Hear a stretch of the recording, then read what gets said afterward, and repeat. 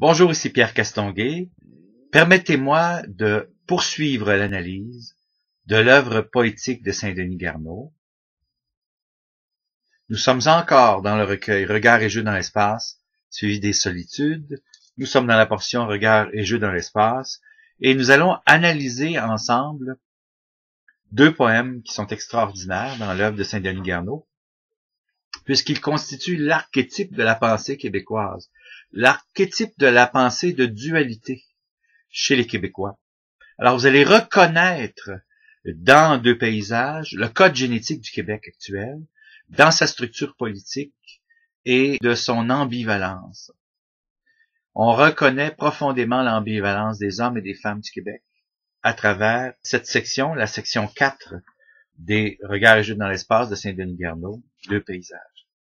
Pourquoi je vous dis cela? Premièrement, laissez-moi vous expliquer que Deux paysages est formé de deux poèmes. Un qui s'appelle Un paysage en deux couleurs sur fond de ciel et deux, Un mort demande à boire. Ce sont deux poèmes que j'ai toujours trouvé importants et que je vous ai mis en ligne sur Internet il y a quelques années de cela. Donc, vous avez déjà ma lecture de Deux paysages parce que j'ai toujours mis l'emphase sur ces poèmes de Saint-Denis Garneau en tant que poème archétype de l'âme du Québec. Et c'est probablement à cause de Deux paysages que j'ai toujours considéré Saint-Denis Garneau comme étant le plus grand poète québécois. Parce qu'il a su fixer à travers le temps et l'espace, d'ailleurs le recueil s'appelle Regards et jeux dans l'espace, la pensée profonde du Québec. C'est tout le Québec profond, même intellectualisant, qui se dégage des recueils de Saint-Denis Garneau. D'abord, vous l'avez vu dans mes analyses précédentes, son attachement au monde de l'enfance, le Québec est la patrie de l'enfance, et la patrie où l'on chérit l'enfance. Et aussi pour son attachement à la nature, en ses esquisses en plein air. Cette façon de se situer par rapport à la nature, c'est-à-dire le paysage intérieur, le paysage extérieur, cette espèce de balancement entre le microcosme, le macrocosme. Et tout cela nous vient évidemment, historiquement, de nos passés de coureurs des bois, notre proximité très grande avec la nature, cette interface aussi, cet échange constant avec les Amérindiens, les Premières Nations.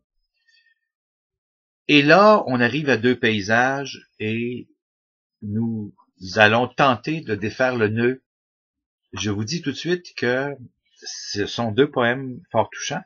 Heureusement, j'ai à les analyser avec vous. Je les ai déjà lus et je vais tout simplement essayer d'inclure la vidéo que j'ai mis il y a quelques années sur Internet à l'intérieur de celle-ci. Donc, vous allez avoir l'analyse, la lecture. Et puis, j'avais une certaine distance morale quand je vous ai lu ça, tandis que là, la lire aujourd'hui, je serais très émotif de vous relire Deux paysages parce que j'ai l'impression qu'on est en train de jouer notre avenir dans les mois, les années qui suivent. Alors, Deux paysages n'a jamais été aussi pertinent qu'actuellement et ça parle de nous intensivement et ça parle pas de nous nécessairement en mal, mais pas nécessairement en bien non plus. Parce que il faut le dire, Deux paysages fait partie un peu de la personnalité bipolaire de Saint-Denis Garneau. Et moi, j'ai toujours pensé qu'on a aussi un Québec politiquement bipolaire.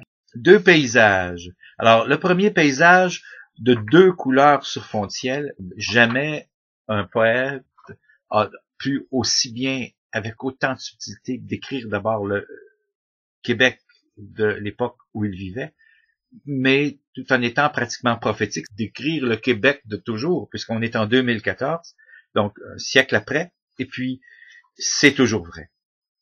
Alors, je fais l'analyse du poème. Il vous situe le paysage, là, la vie, la mort sur deux collines. Alors, politiquement, là, c'est exactement ce que les gens ont en tête. Les fédéralistes voient la vie, la mort sur deux collines. Si le Québec se sépare, c'est la mort du Canada, puis c'est la mort du Québec. Puis si le Québec reste dans la fédération, c'est la vie de tous ces gens-là. Et les souverainistes dont je suis, la même chose. Ils vont vous dire, si le Québec reste au Canada, c'est l'extinction raciale quasiment du Québec. Et en tout cas, certainement la mort culturelle du Québec. Et si le Québec devient une nation, se donne accès d'un pays, à ce moment-là, on survit. Alors, ça ne peut pas être... Tu vas chercher dans cette mentalité-là, paysage de deux couleurs, en deux couleurs sur fond de ciel, les rouges, les bleus, en deux couleurs sur fond de ciel. Tu viens de chercher et tu viens de faire la critique de la politique québécoise, cette dualité profonde de la politique québécoise, mais des réalités socio-culturelles, économiques du Québec. En puis cette espèce de mentalité un peu aussi idéalisante, un Québec fort dans un Canada uni, puis un Québec uni dans un Canada fort. En tout cas, ici, paysage en deux couleurs sur fond de ciel. Alors, on présente vraiment la dramatique québécoise toute nue, telle qu'elle est vécue par des intervenants. La vie, la mort sur deux collines, quatre versants. Alors, pour un camp comme pour l'autre, on pourrait décrire la colline adverse de la même chose, c'est-à-dire les fleurs sauvages sur deux versants, l'ombre sauvage sur deux versants. Le soleil debout dans le sud, et on pourrait dire que la position du soleil debout dans le sud, c'est la position du poète. Et probablement aussi la position de chaque citoyen et chaque citoyenne du Québec, quand on prend une certaine distance par rapport à la réalité sociale, économique, politique, historique, culturelle. Le soleil debout dans le sud, met son bonheur sur les deux cimes. Et c'est ça, la dualité québécoise. C'est que pour le Québécois moyen, ben, il est souverainiste, puis en même temps, il adore le Canada. En fait, il adore, c'est un bien grand mot, mais il fait son bonheur d'à peu près tout ça. Donc, met son bonheur sur les deux cimes. Les pend sur les deux faces des deux pentes. Et il dit aussi, Saint-Denis Garneau, subconsciemment, que nous, politiquement, qu'on prenne une option ou un autre, on serait capable d'acheminer un projet viable québécois dans un domaine ou un autre. Il serait complètement différent, cependant. Alors, les pans surface de deux cimes et jusqu'à l'eau de la vallée. Et évidemment, on comprend que lui, Saint-Denis Garneau, il est à la fois montréalais et il connaît la vallée du Saint-Laurent, et il est à la fois aussi quelqu'un qui vit dans la Jacques-Cartier et la vallée de la Jacques-Cartier.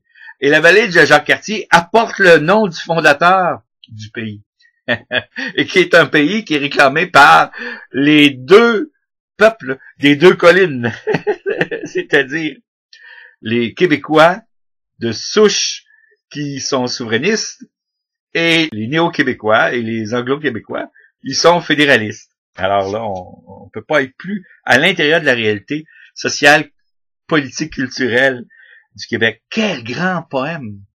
Quel grand poème! Paysage en deux couleurs sur fond de ciel. C'est incroyable. C'est incroyable, ça.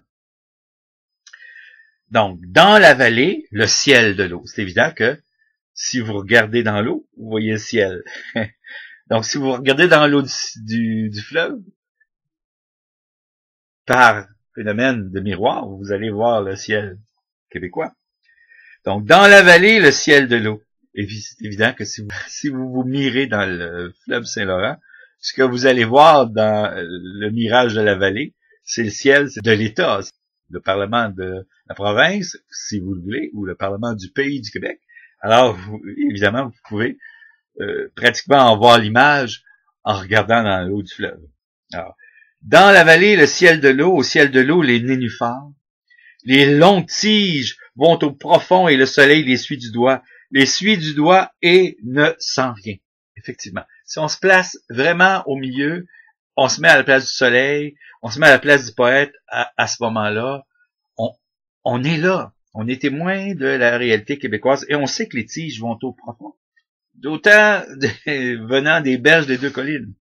Alors, sur l'eau bercée de nénuphars, percée de nénuphars, piquée de nénuphars, on parle là d'une ponction. Hein? On parle d'une interaction entre la surface de l'eau et les végétations des nénuphars. On dit l'eau qui est bercée, piquée, percée de nénuphars. Et chaque nénuphar va fleurir à un moment donné. Hein? Bon. Alors, et tenu de 100 000 tiges, porte le pied des deux collines. Et c'est de là qu'on parle du profond enracinement des deux camps. Un pied fleuri de fleurs sauvages, un pied rongé d'ombres sauvages. Et évidemment, chaque camp adverse voit dans le pied de la colline de l'autre un pied rongé d'ombres sauvages. Et là, quelle belle façon esthétique de parler de la dualité profonde du Québec et de chaque homme et de chaque femme du Québec quand elle se définit en tant que Québécois. Et pour qui vogue en plein milieu, donc pour un observateur qui ne connaît rien de cette structure sociale, économique, politique, culturelle et tout, cette dualité-là, et pour qui vogue en plein milieu, pour le poisson qui saute au milieu, voit une mouche tout au plus. Alors, voilà.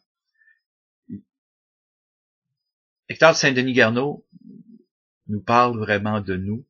C'est nous autres. Et c'est nous autres des deux camps. Et c'est nous autres encore là comme un rayon X. Une espèce d'hologramme des rives du fleuve ou des rives de la Jacques-Cartier. Tendant les pentes vers le fond, plonge le front des deux collines.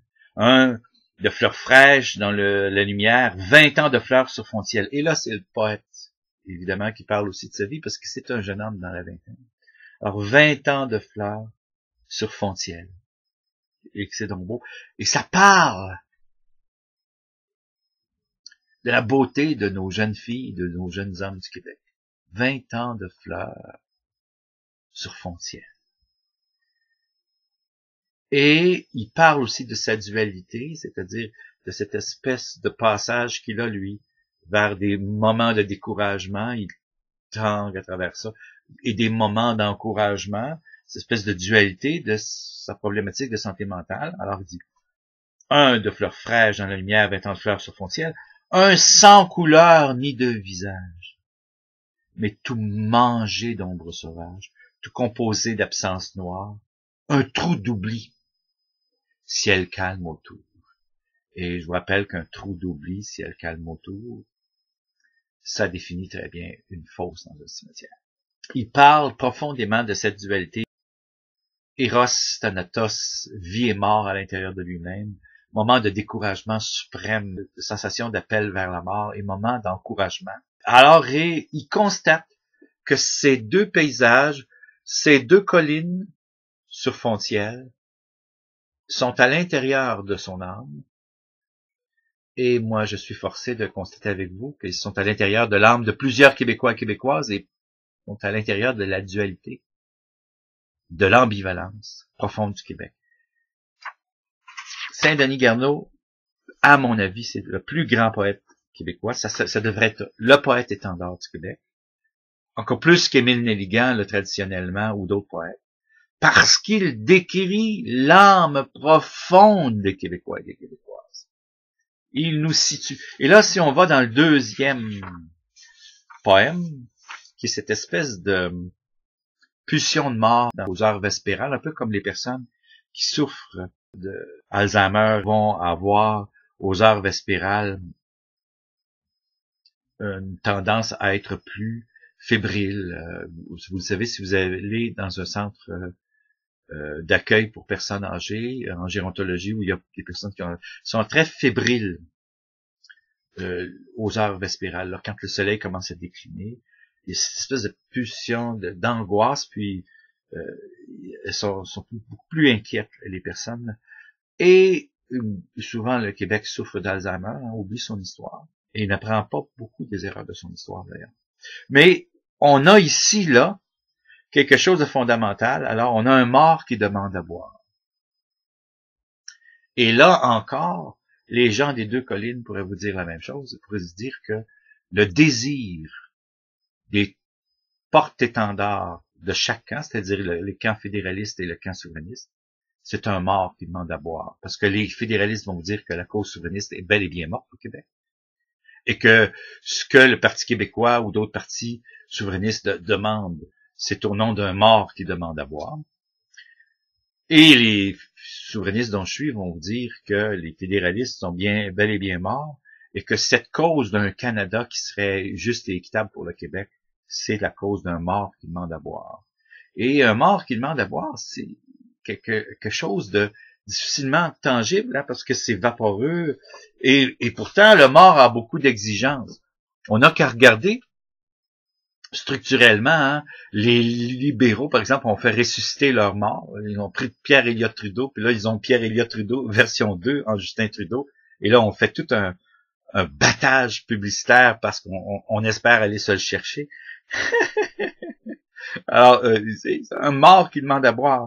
Et à travers, je vois quasiment Pierre Elliott se lever tout droit de son cercueil, puis à travers la voix du Fils, avoir encore le même jugement infantilisant sur le Québec, là, essayer de nous damer le pion puis nous clouer au Canada anglais pour le restant de l'éternité. Ah, c'est cauchemardesque pour les souverainistes. Puis c'est la même chose pour les fédéralistes qui se disent vivement le jeune Trudeau, vivement au pouvoir pour empêcher le Québec de se séparer. Bon, alors c'est toujours la même motadite mouture, c'est cette même merde qu'on brasse tous ensemble, on est de maître brasseur là-dessus.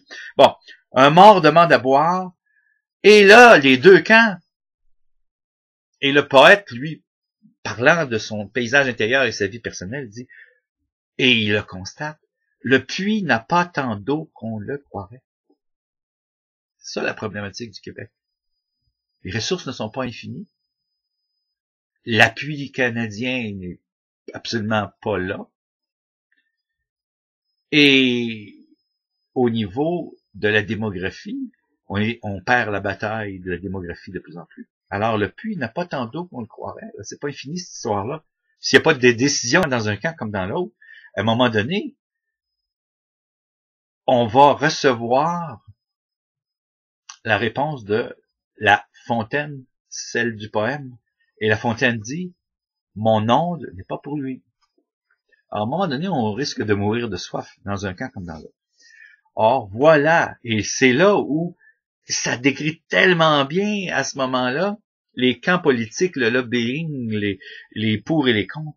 Or, voilà toutes ces servantes en branle, chacune avec un vase, à chacune sa source, ils ont des sources différentes, évidemment, pour apaiser la soif du maître, un mort qui demande à boire.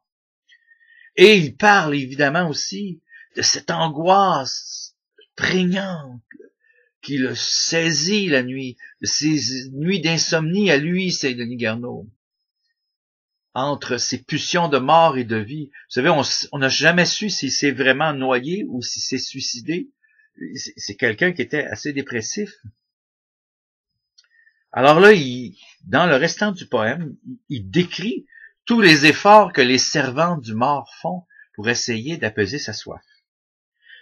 Celle-ci cueille au fond du jardin nocturne, et on parle du paysage intérieur, encore là, du jardin secret aussi de Saint-Denis-Garneau, le pollen suave qui sourd des fleurs, dans la chaleur qui s'attarde et l'enveloppement de la nuit, elle développe cette chair devant lui. Et on parle aussi de l'aspect charnel, parce que à l'époque, Saint-Denis-Garneau était torturé par ses désirs de la femme, ses désirs sensuels, charnels, et son sentiment de culpabilité qui pesait sur le Québec. Le Québec était influencé par le jansénisme. Mais le mort a soif. Encore, et demande à boire. Alors c'est fantasmagorique comme poème, c'est horrible en même temps, parce qu'on essaie d'assouvir les désirs d'un mort, et c'est inépuisable les désirs d'un mort, parce que toi t'es dans un domaine qui est le monde fini, la finitude du monde actuel dans lequel toi tu vis, tu meurs à un moment donné, et t'es dans un monde matériel, mais c'est inaccessible, la possibilité d'être capable de répondre aux désirs d'un mort. Quand c'est Pierre Elliott Trudeau du fond de sa tombe qui demande à boire, ou que c'est René Lévesque qui demande à boire, ce sont des soifs qu'on ne peut étancher maintenant. Celle-là cueille par l'argent des prés lunaires, des corolles que referme la fraîcheur du soir. Et en fait un bouquet bien gonflé, une tendre lourdeur fraîche à la bouche, et s'empresse au maître pour l'offrir. Mais le mort a encore soif et demande à boire. Alors, la troisième et première des trois sœurs. Et là, on est dans un phénomène trinitaire, hein? Le Père, le Fils, l'Esprit Saint. Dans les chants de la bonne chanson, trois anges sont venus ce soir m'annoncer de bien belles choses, etc. un 2 avec un ascenseur. On est dans le domaine des rois mages. On est dans le domaine de l'investissement minier. Enfin, on est dans un domaine trinitaire. Alors, la troisième des sœurs s'empresse, troisième et première, elle aussi dans les champs. Et puis, je vous fais remarquer que le poète nous le rappelle, que la troisième des trois sœurs, c'est aussi la première. On est dans un triangle, puis c'est quasiment un triangle qui est en rotation sur lui-même. Parce que la première des trois sœurs, c'est aussi la troisième, etc. Alors, la troisième et première des trois sœurs s'empresse elle aussi dans les champs. Pendant que surgit au ciel d'Orient la claire menace de l'aurore. Et c'est incroyable parce que le Québec, là-dedans, est pris à essayer d'assouvir la soif d'un mort qui demande à boire. Et en même temps, c'est à la fois quelque chose de menaçant, ça. Mais c'est aussi menaçant de le perdre. Parce que si le soleil se lève, puis les trois sœurs n'ont pas réussi à désaltérer le mort, qu'est-ce qui va se passer? Alors, la claire menace de l'aurore commence à se lever, hein, puis l'aurore, c'est la levée du soleil. C'est la capacité de voir clair dans une situation.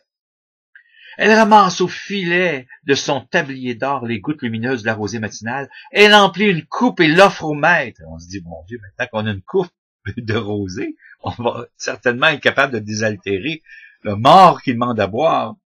René Lévesque du côté de sa tombe, puis Pierre-Éliott Trudeau de l'autre bord. Mais il a soif encore et demande à boire. Et finalement, durant cette nuit québécoise, cette nuit d'horreur du poète qui est pris face à ses pulsions de désespoir, ses pulsions de mort, alors il y a solution de la problématique, probablement jusqu'à la prochaine nuit cependant. C'est là le dramatique. Et le Québec est toujours dans cette espèce de cycle ondulatoire de ses jours et ses nuits, là, où on passe d'angoisse, puis de torture un peu intestinale, puis finalement, bon. Alors, le matin paraît dans sa gloire, le matin glorieux, et répand comme un vent la lumière sur la vallée, et le mort, pulvérisé, le mort percé de rayons comme le pied des deux collines est percé de tiges, il n'est pas seulement percé des tiges de nénuphar, hein, le pied il est percé, il est piqué, et il est bercé aussi. Alors le matin paraît dans sa gloire, il répand comme un vent la lumière sur la vallée, et le mort pulvérisé, le mort percé de rayons comme une brume, s'évapore et meurt. Et son souvenir a même quitté la terre. Alors, c'est un poème assez dramatique. Merci. Qui parle, évidemment, de cette dualité profonde que vit Saint-Denis Garneau, de cette torture intérieure, de ses problèmes de santé mentale aussi, et de son rapport à la réalité, hors du domaine de la création artistique, hors du domaine de la création poétique, hors de l'articulation du langage poétique, de la sémantique poétique, de l'imagerie, de la symbolique poétique, reste en soi une analyse quasi psychanalytique de ce qu'est profondément le Québécois, la Québécoise. Cet être facilement torturé entre deux impondérables et qui désire toute sa vie politiquement désaltérer un mort qui a soif et qui demande à boire, et chacune des deux collines a son trou d'oubli si elle calme autour. On a tous les deux dans nos tenants des morts qui ont soif et qui demandent à boire. Et là, les libéraux, actuellement, ils espèrent de tout leur cœur, de toutes leurs âmes, et comme le fond de leur âme est à l'intérieur de la collecte de fonds, ça, ils sont très bons. Pour ça, le petit Trudeau, je reçois des courriels à tout bout de champ, là, comme quoi ils font beaucoup d'argent là, pour collecter. C'est un bon vendeur. Alors, bon, du côté fédéral, on essaie de ressusciter ce mort-là. Oh, et là, à avoir une levée au niveau des souverainistes, ben si ils dirigent le petit Trudeau, on aura nous aussi à ce moment-là notre nouveau René Lévesque version 2 qui sort de sa tombe et voilà, qui va venir encore affronter. Alors, un mort qui a soif et qui demande à boire. Wow. Vous viendrez me dire que Saint-Denis Garneau, c'est pas le plus grand poète du Québec. Quand en 2 poèmes, il fait la psychanalyse de toute la réalité sociale, politique, économique, historique et des crises existentielles du Québec. Et de ce côté, je vous dirais, d'un roman politico-sociétal là, où on est finalement une nation bipolaire, avec des crises de bipolarité et avec des angoisses de bipolarité. Je pense que Saint-Denis Garneau, dans ça, a écrit un des plus grands textes social, politique, économique et culturel. Et c'est subconscient, il parlait de lui. Mais quand un Québécois ou une Québécoise réussissent à analyser profondément l'état de notre âme, cette espèce de surnageant subconscient qui nous habite à travers toute la vie du Québec, et finalement, on finit par toucher à l'âme collective, et on est capable d'avoir un accès, autant dans un camp d'une colline que de l'autre, de ce qui se passe sous la surface de l'eau qui tend le pied des 2 collines. Et évidemment, pour un observateur du Saskatchewan ou je sais pas moi de la Colombie-Britannique, ben, il a à peu près la même perspective qu'un poisson au milieu du lac qui fait un saut pour attraper une mouche tout au plus. Et pour un observateur étranger qui vient s'insérer dans notre réalité politico-culturelle, économique et tout ça, ben, c'est un peu le fait de ne rien voir de ce qui se passe. Il constate qu'il y a 2 collines. Il constate que, dans le fond, le soleil épand également sa lumière et son ombre, et l'ombre est épandue également sur les 2 collines. Saint-Denis Garneau semble nous exprimer que dans cette dualité de son être, il n'y a pas vraiment de camp supérieur à l'autre, il n'y a pas vraiment de colline supérieure à l'autre. Moi, en tant que souverainiste, j'ai tendance à penser que si tu compares un bon fédéraliste, c'est-à-dire quelqu'un d'honnête, qui n'exploite pas, qui fait pas de corruption, de collusion et de malversation, et un bon souverainiste, quelqu'un qui est honnête, qui ne fait pas de collusion, de corruption et de malversation. Donc, 2 citoyens sincères dans leur option,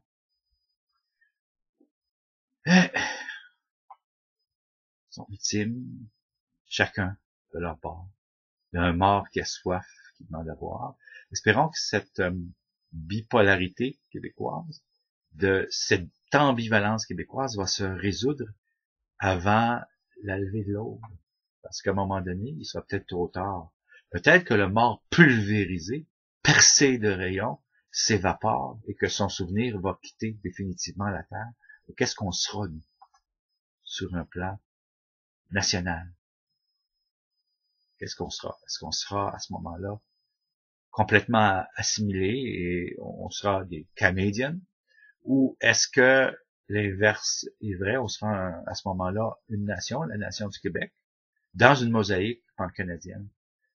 Et c'est pour ça, parce que bon, chaque commentateur dit son petit bout de flûte, mais c'est pour ça que moi j'ai toujours pensé que tout ça, le camp des 2 morts qui ont soif, qui demandent à boire, c'est un faux problème, parce qu'on devrait tout simplement, le Canada devrait être un Commonwealth du Canada avec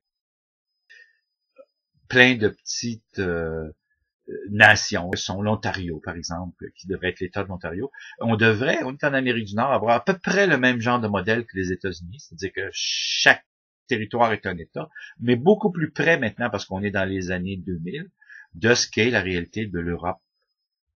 Et à ce moment-là, ben, chacun de ces États-là, comme il se passe dans l'Europe actuellement, dans l'Union européenne, ben, a à collaborer économiquement avec une monnaie courante pour faire rouler l'économie, mais en même temps, chacun passe ses lois, puis chacun est maître chez lui.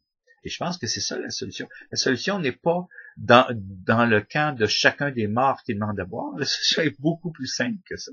La solution est, bon, ben, de dire, écoute, la réalité structurelle de ce territoire pan-canadien-là, qui est une mosaïque fluide, ben, la réalité, c'est que ces gens-là, ils décolleront pas de là de toute éternité, jusqu'à temps que le soleil va prendre de l'expansion et que la Terre frite et cuite, et que nous serons évaporés comme le mort qui demandait à boire. Et à ce moment-là, les souvenirs de tout ça auront quitté la Terre.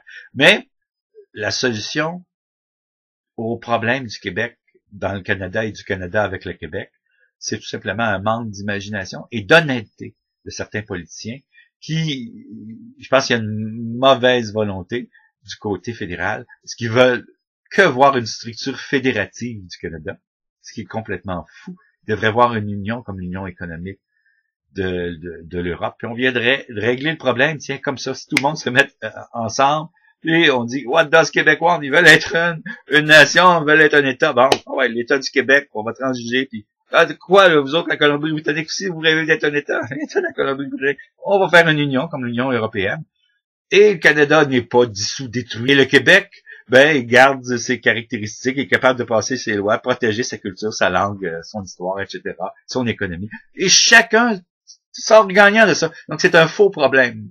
Et c'est tout simplement parce que les gens ont l'angle obtus de voir fédéralisme, indépendance, alors qu'ils devraient regarder tous dans la même direction, qui est à dire, bon ben ok, nous allons maintenant, le Canada est dans une crise de croissance, et nous allons maintenant faire une union comme l'Union européenne, puis on va donner à chacun ce qu'il veut pour que ça puisse continuer à fonctionner. De toute façon, quand même qu'on se creusait un trou plus profond que l'océan, le Québec ne pourra pas glisser sous les maritimes ou s'en aller en mer. On est soudés là pour l'éternité. Et pour le Canada anglais, que les Ontariens nous aiment ou pas, on va être leurs voisins pour l'éternité. Ce qu'on peut faire, cependant, c'est penser à une structure beaucoup plus moderne que le fédéralisme. Et ça n'a rien à voir avec les deux camps à ce moment-là. C'est tout simplement d'être intelligent, efficient, visionnaire et être capable. Si le petit Trudeau était intelligent, il devrait dire, écoutez, on a un nouveau plan à vous offrir pour le Canada. Et là, le petit Trudeau deviendrait le père d'un nouveau Canada. Et comme il serait bien populaire au Canada anglais, il pourrait faire passer ça. Il disait, bon, ben, regardez, on détruit pas le Canada, mais la structure de la fédération, là, qu'on a remis en cause, entre autres le Sénat et tout ça. Alors, faux problème. Et questionnement de base fourni par Saint-Denis Garneau, le plus grand poète du Québec. Alors, je vous ai lu ça dans le passé. J'avais pris des photos à ce moment-là au cimetière Le Repos Saint-François d'Assise à l'aide de ça. Alors, bonne écoute de ce poème de Saint-Denis Garneau et bonne suite dans la lecture de Regards et Jeux dans l'espace, les solitudes, qui est mon recueil de poèmes préféré, toutes catégories confondues, parce que c'est nous. Saint-Denis Garneau, c'est la grande âme, la fleur de lys du Québec, ce poète. Il nous décrit dans les plus profondes fibres de notre être. Merci.